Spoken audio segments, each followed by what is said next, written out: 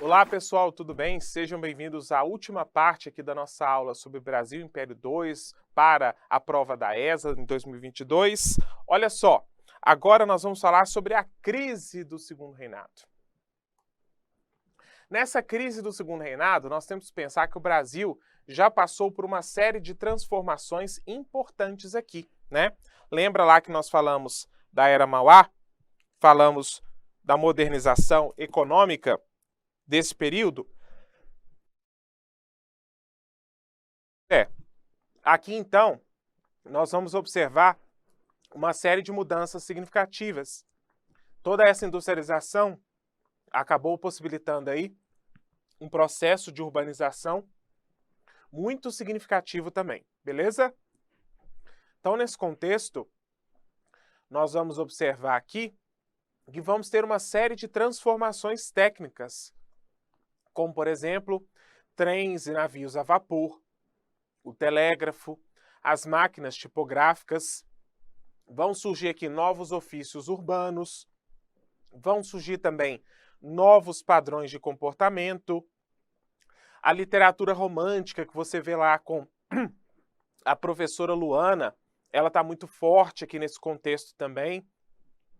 Surge também, né, um alargamento da esfera pública, os jornais têm uma força muito importante aqui, né, as pessoas têm acesso a vários tipos diferentes, vários jornais diferentes para poder se informar. Então, o Brasil passou por uma série de transformações significativas aqui nesse período, beleza? E o Brasil também está sendo invadido por uma série de novas ideias que estão surgindo, né, como o caso do abolicionismo, de algumas ideias que vêm de fora, algumas teorias que a gente vai ver, tá? Mas, sobretudo, duas ideias que crescem muito aqui são o abolicionismo e a ideia de república, o republicanismo, beleza? E é nesse contexto de grandes transformações, né, que começam na década de 60, mas aqui em 80 elas estão muito fortes, que o Brasil vai passar por alguns desgastes com três grupos diferentes aqui do Segundo Reinado, que de certa forma eram o eixo de sustentação da monarquia, tá? Um deles é o Exército, né? O Exército, obviamente, é o braço armado do Estado, né? Então é importante manter a sua fidelidade para garantir a continuidade do governo, né? Para garantir a continuidade das estruturas políticas. Outro desgaste se deu em relação à escravidão, né? Os grandes escravistas aqui, né, como a gente viu, sobretudo do Nordeste açucareiro, do Vale do Paraíba, eles eram a base de sustentação da monarquia. A partir do momento em que se toca da questão da escravidão, né, para acabar com a escravidão, esse pilar que a monarquia tinha, né, esse sustentáculo, ele começa a ser abalado, né, já que o único fator que fazia os senhores de escravos, né, monarquistas, era basicamente a continuidade da escravidão. A partir do momento que a monarquia fala em acabar com a escravidão, né, essa fidelidade ao imperador ela começa a ser abalada. E nós temos também a igreja aqui, né, que ela, de certa forma, é um pilar também para a monarquia, já que nós temos aqui uma religiosidade muito grande no Brasil, né? Uma parte da população é católica, e a partir do momento que a monarquia passa por alguns desgastes com a igreja, né, a sua imagem acaba sendo afetada devido a essa religiosidade popular, beleza? Então, nesse contexto, o Brasil passa por três grandes crises. Uma que a gente vai chamar de questão religiosa, outra que a gente vai chamar de questão militar e outra que a gente pode chamar de questão abolicionista ou questão servil, beleza? Tudo isso vai servir para abalar os pilares da monarquia e levar à sua desintegração. Vamos começar falando da questão escravista. Como a questão da escravidão acabou afetando a continuidade da monarquia. E com certeza essa é a mais importante de todas. Depois que a Guerra do Paraguai acaba, né, o movimento abolicionista ele ganha muita força no Brasil. Surgem várias organizações em defesa da abolição, como é o caso da Sociedade de Libertação do Rio de Janeiro, a Sociedade Libertadora do Elemento Servil, que também está no Rio de Janeiro. Várias pessoas começam a se mobilizar pelo fim da escravidão e começam a pressionar o governo para que realmente leve, né, ao fim do trabalho servil. A primeira medida nesse sentido, né, feita pelo governo, foi a aprovação da Lei do Ventre Livre em 1871. Essa lei do ventre livre vai estabelecer que os filhos de escravas nascidos a partir daquela data, eles seriam considerados livres, tá? Então, a partir de agora, todos que são filhos de escravas são considerados livres que nascem a partir dessa data, né, de aprovação da lei. Só que aí tinha duas formas, né, deles serem encaminhados para a liberdade. A primeira coisa, o fazendeiro poderia entregá-lo, né, depois ainda recém-nascido, né, para o Estado, e o Estado, né, deveria cuidar dele o restante da vida, até ele se tornar adulto, ou então ele faria essa criança trabalhar de 8 aos 21 anos. Era como se ele pagasse a sua indenização, digamos assim, pelo meio do trabalho, entendeu? Então, com isso, se concede liberdade, mas ainda assim é uma liberdade condicionada. Vocês conseguem ver isso, né? Então, essas são as condições para se obter a liberdade aqui, né, para os nascidos a partir da data da aprovação da Lei do Ventre Livre. Bom, essa lei acabou beneficiando cafeicultores também, né, porque eles buscaram atrasar ao máximo a abolição da escravidão, né? Inclusive, nós tínhamos alguns que chegaram a falsificar, né, documentos que atestavam a idade dos escravizados para poder mantê-los ainda mais sob seu domínio, por mais tempo. Tranquilo? Aqui temos até uma imagem representando, né, o escravo sendo disputado, né, entre aspas, pelos cafeicultores escravistas de um lado e pelos abolicionistas de outro. Bom, o movimento abolicionista ele só vai crescendo principalmente a partir de 1880, né, da década de 1880.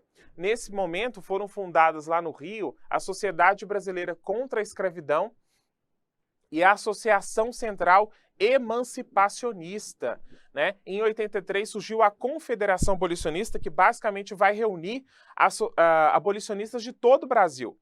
O movimento abolicionista, pessoal, não é algo que está acontecendo só no Rio de Janeiro. É bom que você saiba disso. Ele está se expandindo pelo Brasil inteiro. É o primeiro grande movimento nacional da nossa história, beleza? Então tem abolicionista no Maranhão, tem abolicionista do Rio Grande do Sul, no Paraná, no Amazonas, no Ceará, em todas as regiões do Brasil, beleza? E eles estão estabelecendo uma comunicação, um diálogo entre si. Lá no Ceará, o abolicionismo cresce tão rapidamente, né, que vai ser a primeira província a abolir completamente a escravidão. Se eu fosse a ESA, eu faria uma questão com isso, bem decoreba, falando qual foi a primeira província do Brasil a abolir a escravidão. Se eu fosse a ESA, eu faria uma questão assim. E lá nós tivemos a participação muito ativa, né, dos jangadeiros. Quem que são jangadeiros? É quem pilota jangada. E esses jangadeiros é que faziam o tráfico interprovincial, levava o escravo de uma região para outra, ali pelo litoral. E lá, como eles se tornam abolicionistas, né, eles fazem uma paralisação, uma espécie de greve mesmo, liderados pelo Dragão do Mar, Francisco do Nascimento, né, uma figura que a gente deveria conhecer mais, porque ele foi um dos grandes brasileiros abolicionistas aqui dessa época. Então ele era um líder dos jangadeiros lá e fez uma espécie de greve, uma paralisação, falou aqui ninguém transporta escravo mais. Então ele foi uma das grandes vozes que pressionou o Ceará para acabar com a escravidão definitivamente, beleza? Bom, alguns anos depois, em 1885, o conselheiro Saraiva, ele resolveu aprovar uma outra lei abolicionista. Veja que aqui os escravistas estão empurrando a escravidão o máximo que podem com a barriga, né? A nossa abolição se deu de maneira muito gradual. Veja que a primeira lei foi em 1870, a segunda foi só em 1885, né? 1871, a segunda só em 1885. Eles empurram o máximo que podem para manter a escravidão, tá certo? E aqui nós tivemos uma lei, então, que significa isso mesmo, né? Eles estão empurrando, estão postergando o máximo que podem. Aqui nós tivemos os escravistas aprovando a chamada Lei Saraiva-Cotegipe, ou Lei dos Sexagenários, que concedeu alforria aos escravos maiores de 60 anos. Era uma forma dos escravistas falarem assim, estamos fazendo abolição, era a forma de calar a boca do movimento abolicionista. Só que o movimento abolicionista percebeu que essa lei, né, tinha um alcance insignificante. Afinal de contas, que escravo que passava os 60 anos de idade? A maior parte morria com 40 anos, né, por causa da jornada de trabalho. E ainda por cima, se ele chegasse aos 60, né, ele chegava extremamente debilitado. Numa fase, inclusive, em que o próprio senhor de escravo já não podia explorá-lo mais. O senhor de escravo tinha que mantê-lo até o final da vida, não poderia simplesmente eliminá-lo, né? Ele é uma mercadoria, mas ele tem alguns direitos também. Direitos não, né? Ele tem algumas condições mínimas. Então, depois que o escravo se tornava improdutivo, o senhor de escravo criava ele até a morte, sustentava, não tinha mais o que fazer. Até poderia conceder alforria ou então sustentá-lo. Então, não fazia diferença essa lei. Essa lei não apresentou foi praticamente insignificante. O movimento abolicionista continuou a pressionar o governo para que fosse feita a abolição definitiva, tá certo? Então, ó, tivemos primeiramente a Lei Eusébio de Queiroz de 1850 lá atrás, né, que terminou com o tráfico de escravos. Em 1871 tivemos a Lei do Ventre Livre, que simplesmente decretou que todos que nascessem filhos de escravos a partir daquela data seriam considerados livres, e tivemos aqui, em 1885, a Lei Saraiva-Cotegipe, ou Lei dos Sexagenários, que decretou alforria, maioridade aos maiores, decretou, né, que todos seriam livres, os maiores de 60 anos, né, todos os maiores de 60 anos. Então veja que a nossa escravidão, né, a nossa abolição, ela foi gradual. A campanha abolicionista que pressionou mesmo, né, para que a escravidão terminasse, né? Nós temos aqui abolicionistas ajudando a financiar quilombos, inclusive o famoso quilombo do Leblon, lá no Rio de Janeiro, hoje um bairro chique, né, lá dos cariocas, mas já foi um quilombo muito importante. Auxiliou fugas de escravos. Em São Paulo, um juiz de paz chamado Antônio Bento organizou, né, um movimento chamado Caifazes, que inclusive ajudou a promover fugas de escravos, ameaçava cafeicultores de morte mesmo, né? Então, a ação dos abolicionistas aqui está, inclusive, na bala, né? O movimento está ficando cada vez mais forte. O exército aqui acaba aderindo à abolição a partir do momento em que ele percebe que ele poderia ser utilizado para caçar escravos. Ele se recusa a fazer esse tipo de trabalho e adere, inclusive, ao abolicionismo, tá bom? Bom, até que chega num ponto, né, por pressão do movimento abolicionista e também dos próprios escravos, né, que estão promovendo cada vez mais revoltas, o governo, por meio da princesa Isabel, né, que ocupava a regência do Brasil, Dom Pedro II estava fora do país, aprova em maio de 1888 a Lei Áurea, né, que acabou com a escravidão definitivamente. Então a escravidão, o fim da escravidão, é resultado da pressão feita pelo abolicionismo, tá? Dos abolicionistas.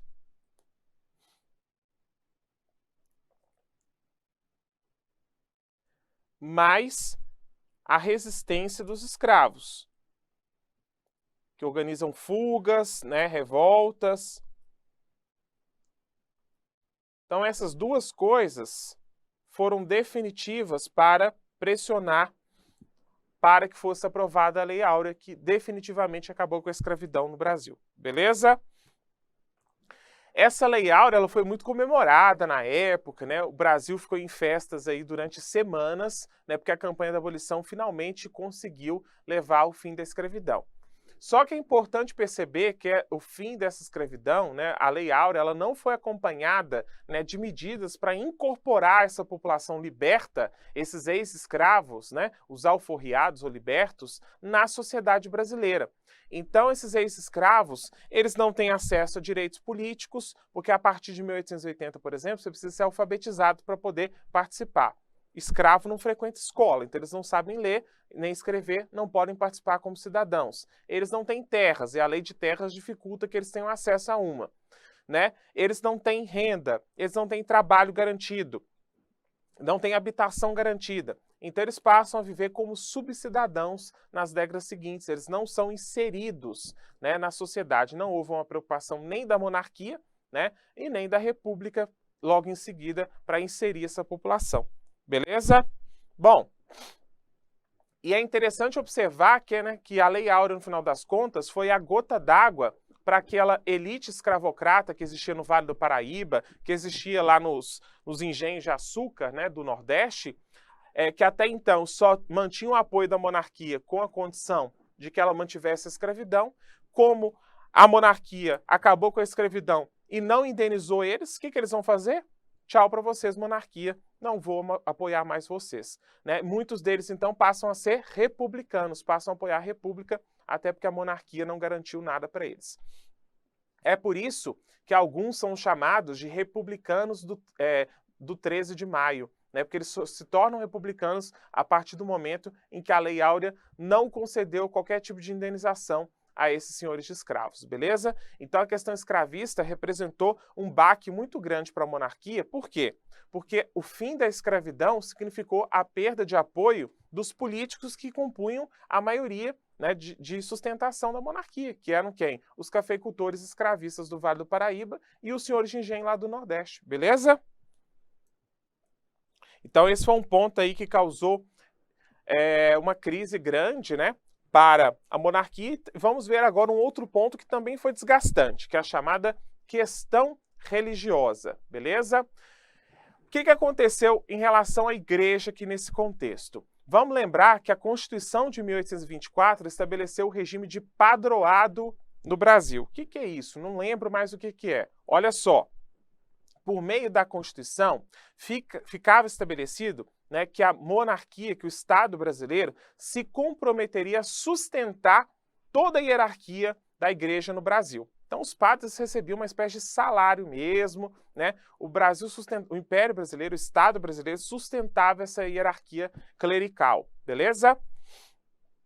Em contrapartida, né, éramos uma monarquia católica, por isso nos dispunhamos a fazer isso.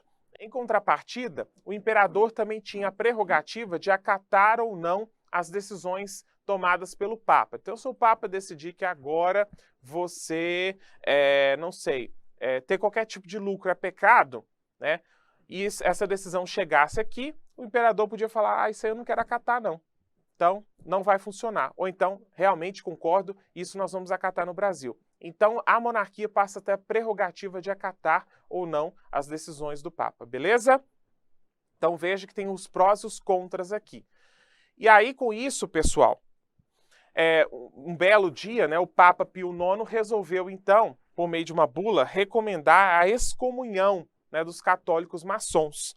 No Brasil não tinha como se cumprir isso. O imperador leu aquilo e falou, isso não vai valer aqui. Por quê? Eu sou maçom. Né? A maior parte dos políticos do império são maçons. Os padres, muitos padres são maçons. Então não faz sentido nenhum, né, a gente acatar essa recomendação de excomunhão, porque senão uma parte da elite do império vai ser excomungada. Né? Muitos homens eram maçons. E aí, diante disso, ele não faz cumprir a bula papal. Só que alguns bispos aqui não aceitam essa decisão do imperador e falam, não, nós vamos cumprir, porque se foi o Santo Papa que decidiu, nós vamos cumprir. Esses bispos, que são de Recife e Olinda, né, eles simplesmente ignoraram isso e aí começaram a desligar maçons que existiam, né, em irmandades religiosas, começaram a afastar esses maçons, excomungá-los. O imperador entendeu isso como um desacato, né, à sua autoridade e mandou prender os bispos, tá? Foram presos os bispos de Olinda e de Recife. Eles foram julgados, foram condenados e foram presos. E aí eles até tiveram sua pena comutada logo em seguida. Só que essa prisão desses bispos acabou ferindo um pouco a relação entre igreja e Estado, né? Feriu um pouco a religiosidade católica, né? E a monarquia, então, não pôde mais contar, né, com a igreja como uma base de apoio, tá certo? Então essa foi a chamada questão religiosa. É verdade que isso significou muito pouco em relação à crise do Império, né? É até um certo exagero nosso dizer, né, que isso foi definitivo para o fim da monarquia. Não foi, tá? É bom que se diga isso. Até porque a nossa população sempre foi muito católica, mas nunca foi aquele catolicismo clerical, né? É um catolicismo mais freestyle, digamos assim, né? Os carolas mesmo no Brasil nunca foram muitos e mesmo naquela época também não eram muitos, não. Então, isso significou muito pouco em relação a desgaste com a população, tá? Mas, de certa forma, gerou um constrangimento aí entre monarquia e igreja, beleza? Tá entre os fatores de crise. Bom, nesse contexto, nós falamos lá que a ideia da abolição cresce muito, né? E começam a ser organizados aqui nessa mesma época a ideia republicana. Alguns começam a defender, olha, é só com a república que nós vamos ter as transformações que a gente quer, tá certo? Então, o movimento abolicionista está crescendo, né, cresceu durante todo esse período, e o movimento republicano também começou a crescer, não tanto quanto o abolicionista, mas teve um crescimento significativo. Em 1870, nós tivemos a formação de um manifesto republicano por alguns liberais lá do Rio de Janeiro. Muitos deles defendiam o federalismo, ou seja, ampla autonomia para as províncias, principalmente em São Paulo, né? E ali em São Paulo havia essa ideia dos cafeicultores por aquilo que a gente já comentou lá no nosso bloco sobre aspectos econômicos. Os paulistas, os cafeicultores do Oeste Paulista, não acreditavam que a monarquia seria capaz, né, de promover as transformações que eles queriam. Eles queriam apoio na modernização que eles estavam promovendo, ou queriam pelo menos autonomia em relação ao Estado. Muita ajuda, quem pouco atrapalha. Já que vocês não querem investir na modernização do país, pelo menos não nos atrapalhem, nos deem autonomia para a gente poder fazer o que for preciso. Então, esses cafeicultores, eles são federalistas, mais do que republicanos, tá? Eles são republicanos também, mas principalmente federalistas. Lembrando que os republicanos, de maneira geral, tanto do Rio quanto de São Paulo, eles são antirrevolucionários, eles não estão propondo uma transformação profunda da sociedade, não, tá? Mas eles chegam a defender aqui, né, só a queda da monarquia, não é uma queda violenta, eles não querem uma revolução, né, uma alteração drástica das estruturas políticas, econômicas, não é isso não, tá? E aí nós temos alguns nomes famosos, como é o caso, por exemplo, do Miguel Lemos e do Benjamin Constant. O Benjamin Constant, pessoal, ele era professor da escola militar. Ele era defensor da República e ele também tinha uma visão positivista sobre isso, né? Ele era um republicano positivista. O que significa isso?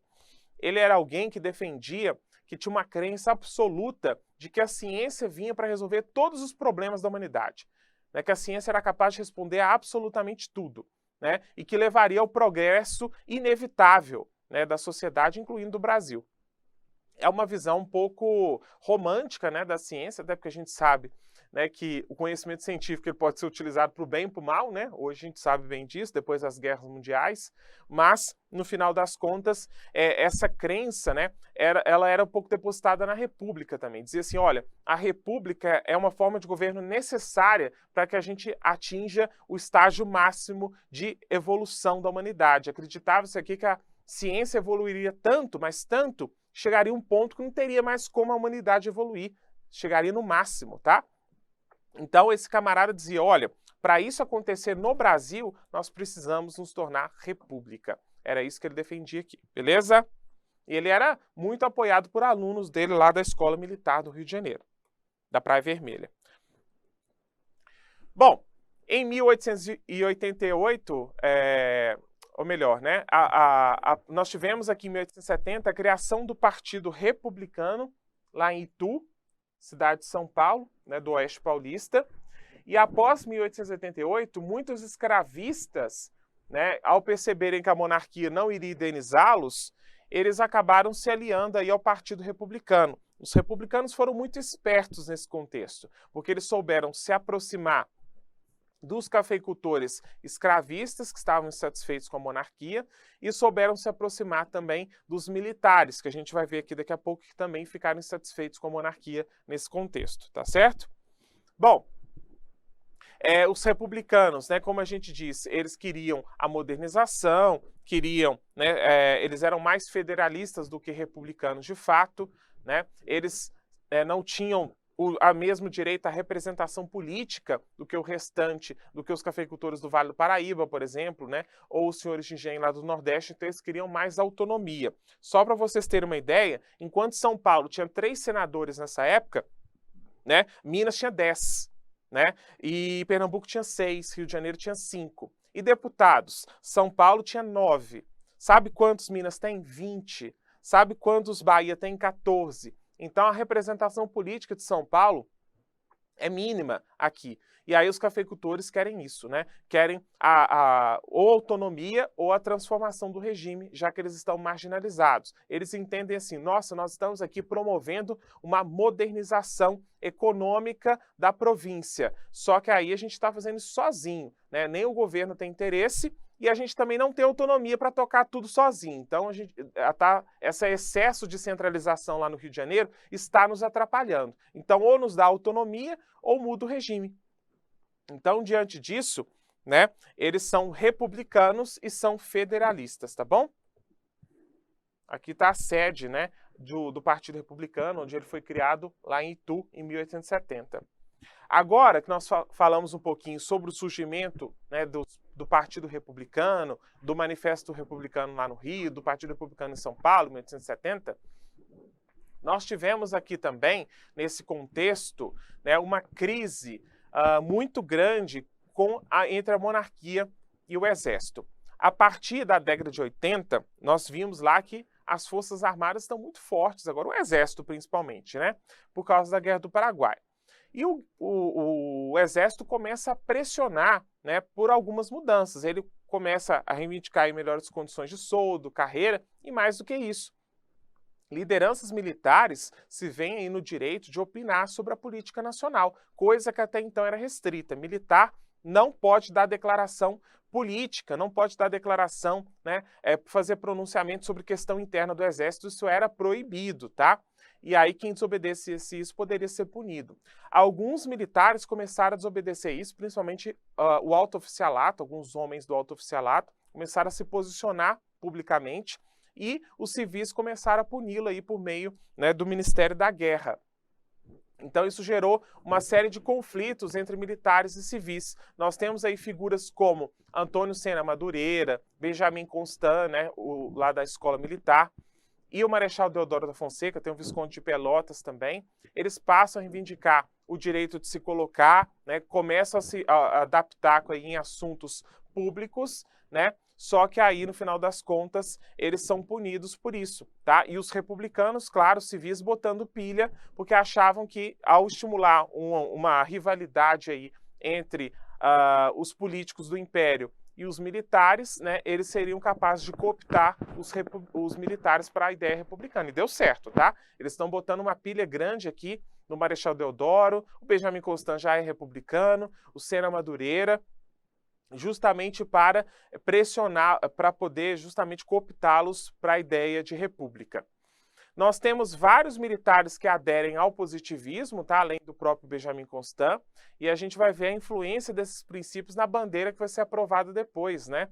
Na bandeira da República, que traduz parte aí do lema do positivismo, que é o Ordem e Progresso, beleza? Bom, diante desses desgastes, então, né, o Exército ele passa a se aproximar da República, dos republicanos, né? Então, os republicanos civis de São Paulo, do Rio de Janeiro, né, eles começam a se aproximar do Exército e falar, olha, vocês precisam tomar alguma decisão, porque a monarquia está aí desgastando vocês, né, está deslegitimando vocês, então vocês precisam tomar alguma decisão, precisam trazer a república logo. Nesse contexto, a monarquia nomeou aí com o último gabinete, né, de ministros que era comandado pelo Visconde de Ouro Preto, meu conterrâneo aí, né, mineiro também, e aí ele chegou a propor uma série de reformas, inclusive dando autonomia para as províncias, coisa que os republicanos paulistas reivindicavam. Só que agora, nessa altura, os republicanos queriam mesmo dar um golpe na monarquia e estavam botando pilha no exército para que isso acontecesse, né? Partidos republicanos, tanto de São Paulo quanto do Rio, começaram a pedir a intervenção militar do exército na situação política, o que aconteceu, né? Em 15 de novembro, no final das contas, de 1889, Dom Pedro II foi deposto, né, por Deodoro da Fonseca. Deodoro, que inclusive era amigo dele, tá?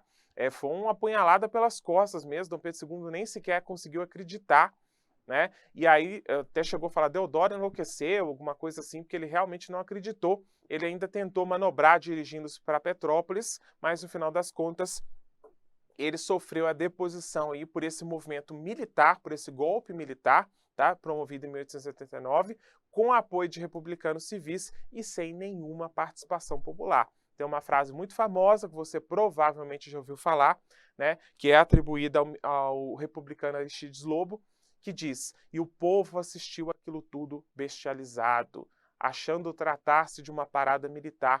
O povo nem sabia sequer o que estava acontecendo, porque tudo não passou de uma grande conspiração entre militares republicanos e republicanos civis, tá certo? Então, a partir de 15 de novembro de 1889, a nossa monarquia longa e duradoura, né, chegava ao fim e começava a chamada República no Brasil, que é assunto da nossa próxima aula. Beleza? Bom, pessoal, com isso nós fechamos mais um capítulo. Espero que tenham gostado, né? Espero que tenham apreciado e anotado os pontos mais importantes aqui para a prova da ESA. Lembrando que na nossa próxima aula nós teremos muitos pontos importantes também, né, que a ESA ama cobrar na sua prova, beleza? Então, até o nosso próximo encontro. Um abraço, tchau!